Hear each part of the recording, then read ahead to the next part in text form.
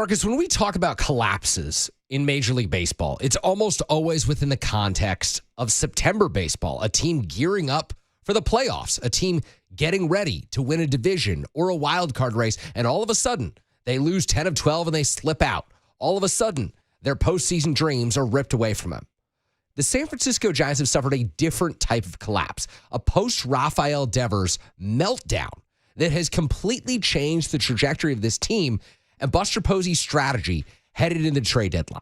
Just 4 or 5 days ago, we were reading reports from Ken Rosenthal of The Athletic, from Jeff Passan of ESPN, that the San Francisco Giants would be acquiring a starting pitcher, would be pursuing a right-handed bat, would be looking at a second baseman. And now, this morning, we're looking at a team that's lost 11 of 13 games. We're looking at a team that has failed to beat the lowly Pittsburgh Pirates. And we're looking at a team that must seriously consider selling any rental player they can, prioritizing the long-term future ahead of the near-term desire for success that Buster Posey came into this job craving, came into this job believing that he would have, and ultimately through the first 2 months of the season did have. Just a month and a half ago, the Giants were sitting here down at Dodger Stadium, ready to gear up for a run in the National League West. And what has transpired is nothing short of a catastrophic meltdown. No, the vibes have changed completely. We're a long ways away from talking about the Giants having the best record in spring training, and that instantly translating to the regular season where they've started off the season. What was it, 12-3 or 12-4?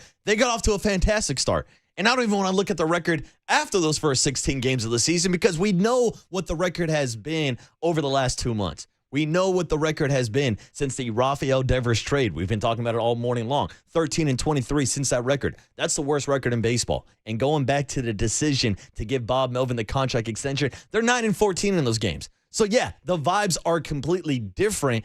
And I'm curious because we've been talking about the change of approach to this year's trade deadline, and I'm on the same page as you. Guys like Tyler Rogers, who was around 34 years old, coming off a season where his numbers were good enough to be an all-star this year. He's going to be a free agent next year. So get some value for him because there is a need in the market for relievers. Camilo Duvall, I know he still has arbitration years left on his contract. Maybe that makes him more valuable in a trade package also. But when you have Randy Rodriguez, when you have some other options where it wouldn't stunt the future of this franchise, I don't have a problem making those moves.